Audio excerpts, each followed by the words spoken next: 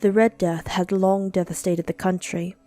No pestilence had ever been so fatal or so hideous. Blood was its avatar and its seal, the redness and the horror of blood. There were sharp pains and sudden dizziness, and then profuse bleeding at the pores with dissolution, with scarlet stains upon the body and especially upon the face of the victim, with a pest ban which shut him out from the aid and from the sympathy of his fellow men. And the whole seizure, progress, and termination of the disease were the incidents of half an hour. But Prince Prospero was happy and dauntless and sagacious. When his dominions were half depopulated, he summoned to his presence 1,000 hale and light-hearted friends from among the knights and dames of his court, and with these retired to the deep seclusions of one of his castellated abbeys.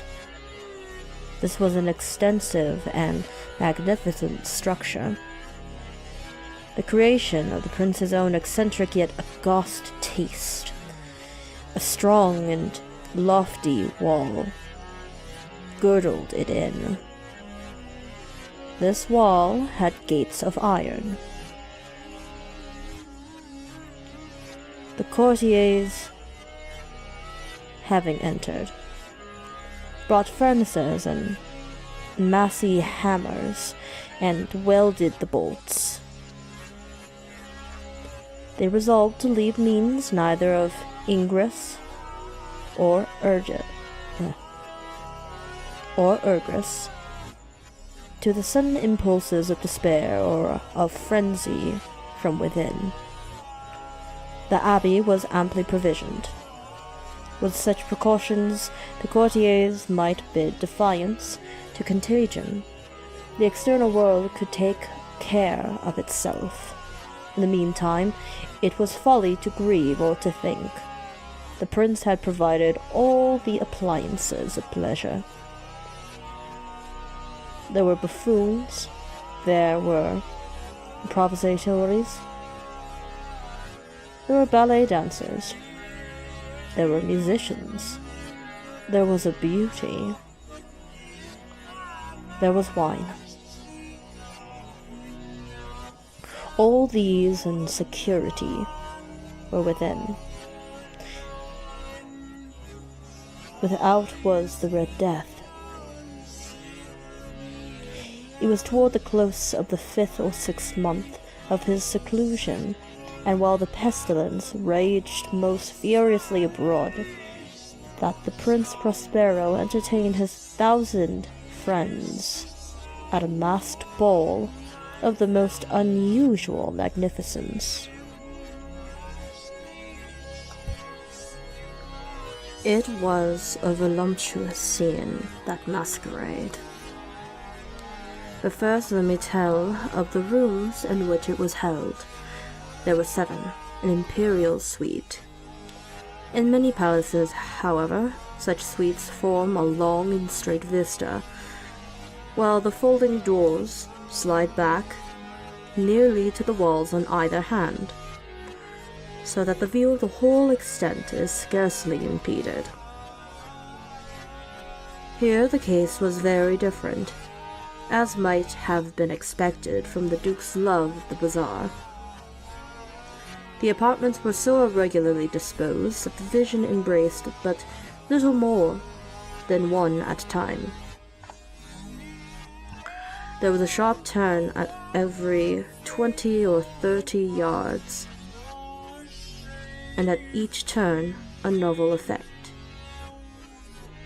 To the right and left, in the middle of each wall, a tall and narrow Gothic window looked out upon a closed corridor which pursued the windings of the suite. These windows were of stained glass, whose color varied in accordance with the prevailing hue of the decorations of the chamber, into which it opened. That at the eastern extremity was hung, for example, in blue, and vividly blue were its windows. The second chamber was purple in its ornaments and tapestries, where the panes were purple. The third was green throughout, and so were the casements. The fourth was furnished and lightened with orange, the fifth with white, the sixth with violet. The seventh apartment was closely shrouded in black velvet tapestries that hung all over the ceilings and down the walls, falling in heavy folds upon a carpet of the same material and hue. But in this chamber only, the color of the windows failed to correspond with the decorations. The panes here were scarlet, a deep blood color. Now, in no one of the 7 apartments was there any lamp or candelabrum.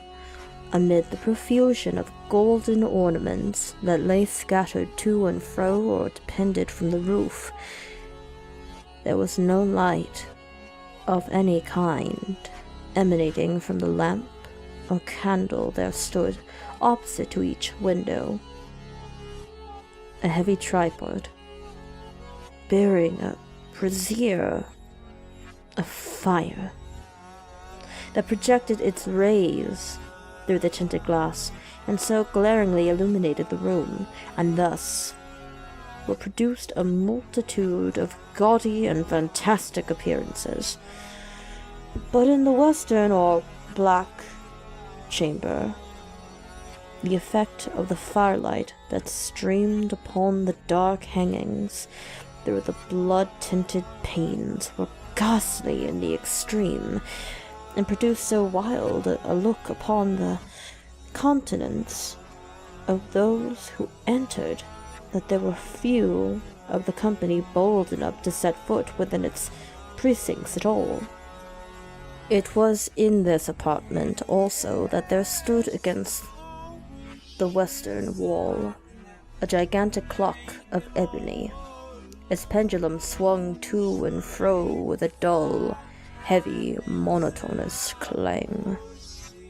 And when the minute hand made the circuit of the face, and the hour was to be stricken, there came from the brazen lungs of the clock a sound which was clear and loud and deep and exceedingly musical, but of so peculiar a note and emphasis that at each lapse of an hour the musicians of the orchestra were constrained to pause momentarily in their performance to hearken the sound, and thus the waltzers perforce ceased the evolutions. There was a brief disconnect of the whole gay company, and while the chimes of the clocks yet rang, it was observed that the giddiest grew pale, and the more aged and sedate passed their hands over their brows as if in confused reverie or meditation. But when the echoes had fully ceased, a light laughter at once pervaded the assembly. The musicians looked at each other and smiled, as if at their own nervousness and folly, and made whispering vows, each to the other, that the next chiming of the clock should produce in them no similar emotion. And then, after the lapse of 60 minutes, which embraced 3,600 seconds of the time that flies, there came yet another chiming of the clock, and then with the same disconcert and tremulousness and meditation as before. But, in spite of these, It was a gay and magnificent revel. The tastes of the Duke were peculiar. He had a fine eye for colors and effects. He disregarded the decora of mere fashion. His plans were bold and fiery, and his conceptions glowed with barbaric luster. There are some who would have thought him mad. His followers felt that he was not.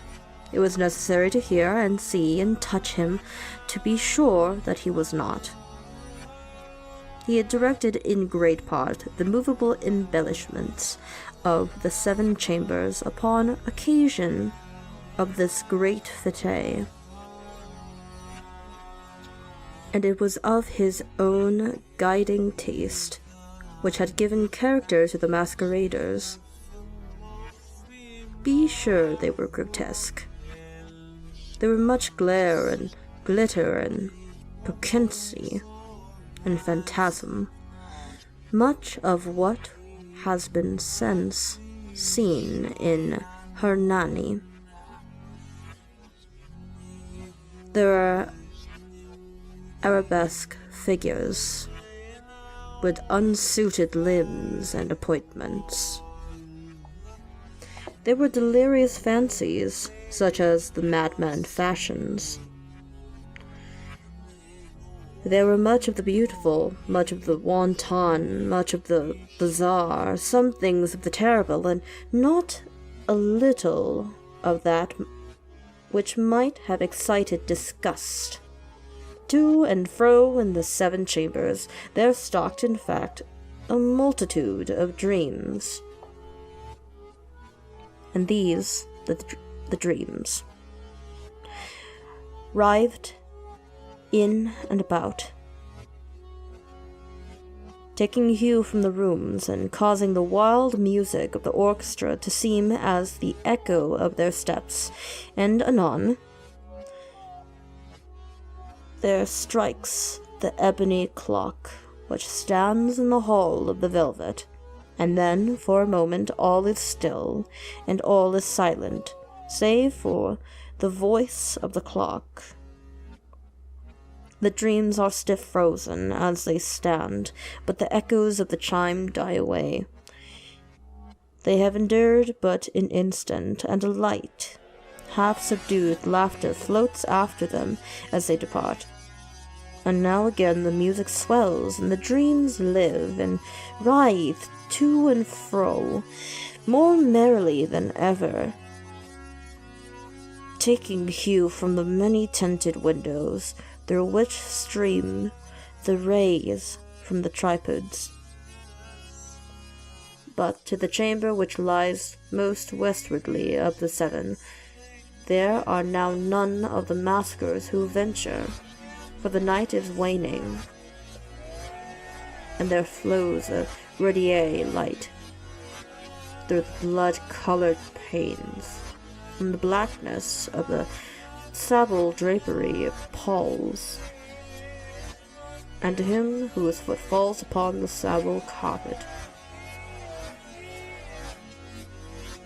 there comes from the near clock of ebony a muffled peal more solemnly emphatic than any which reaches their ears who indulge in the more remote gaieties of the other apartments.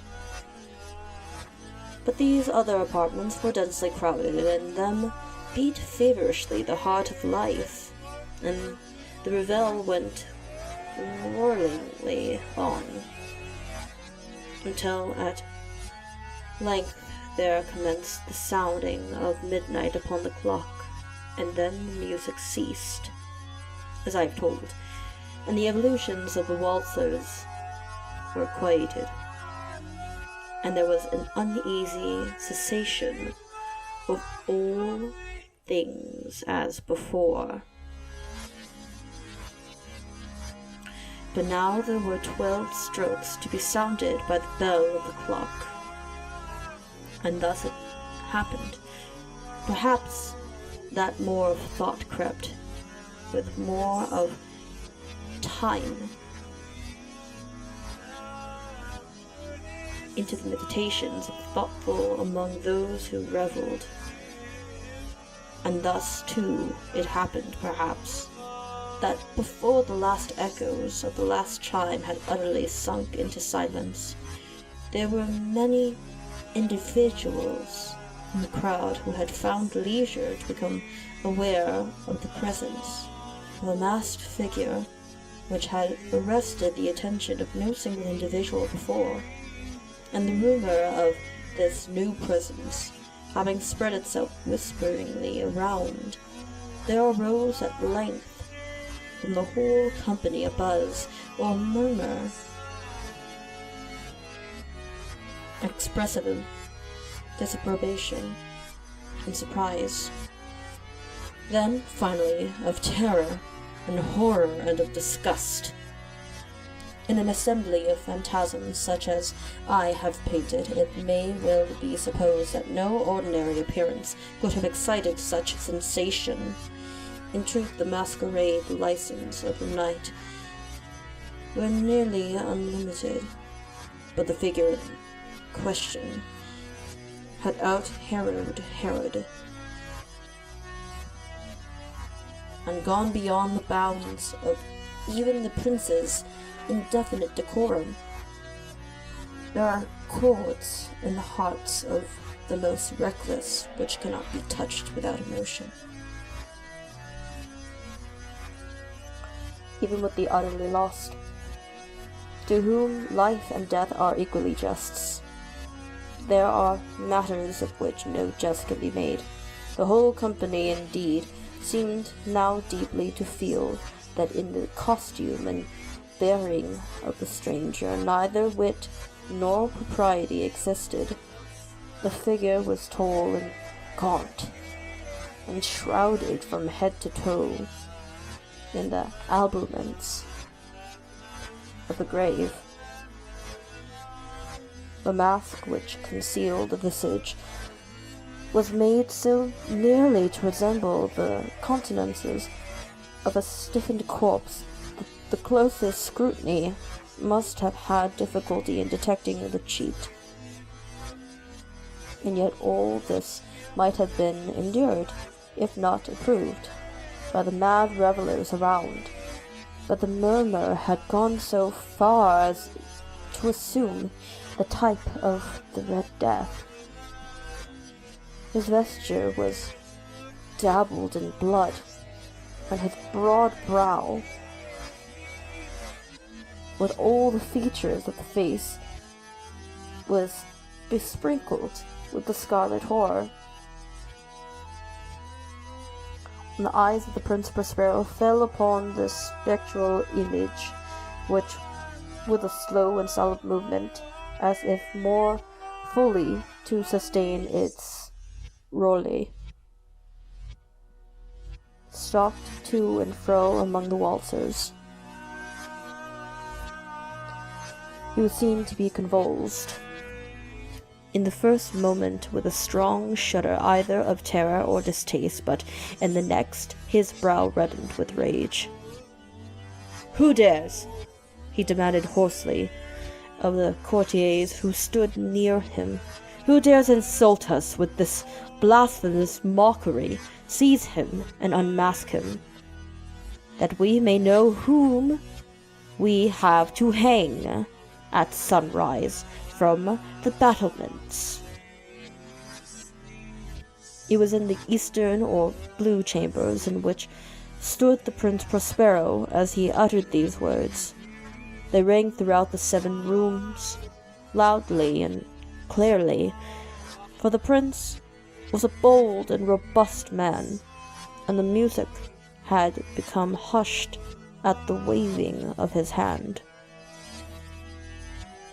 It was in the blue room, where stood the prince, with a group of pale courtiers by his side.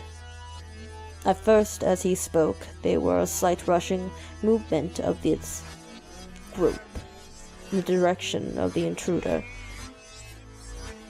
who, at the moment, was also near at hand, and now, with deliberate and stately step, made closer approach to the speaker. but from a certain nameless awe with which the mad assumptions of the murmur had inspired the whole party. There were found none who had put forth hand to seize him, so that,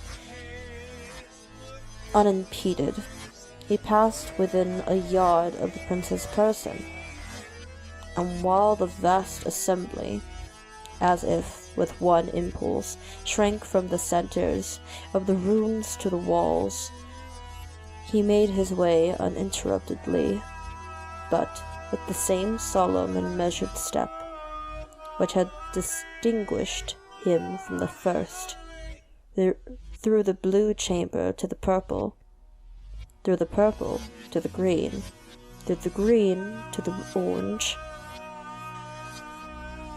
through this again to the white, and even thence to the violet, ere a decided movement had been made to arrest him. It was then, however, that the Prince Prospero, maddeningly, with rage and the shame of his own momentary cowardice, rushed hurriedly through the 6 chambers, while none followed him on account of a deadly terror that had seized upon all. He bore aloft a drawn dagger, and had approached, in rapid impetuosity, to within 3 or 4 feet of the retreating figure, when the latter, having attained the ex-pursuer, there was a sharp cry, and the dagger dropped gleaming upon the sable carpet, upon which instantly afterward fell prostrate in death the Prince Prospero. Then, summoning the wild courage of despair, a throng of revelers at once threw themselves into the black apartment, and, seizing the mummer, whose tall figure stood erect and motionless within the shadow of the ebony clock, gasped in unutterable horror at finding the grave cerements in corpse-like Masque, which they handled with so violent a rootlet, untenanted by any tangible form, and now was acknowledged the presence of the Red Death. He had come like a thief in the night, and one by one dropped the revelers in the blood-bedewed halls of their revel, and died each in the despairing posture of his fall. And the fall of the ebony clock went out with that of the last of the gay, and the flames of the tripods expired, and darkness and decay and the Red Death held illimitable dominion over all.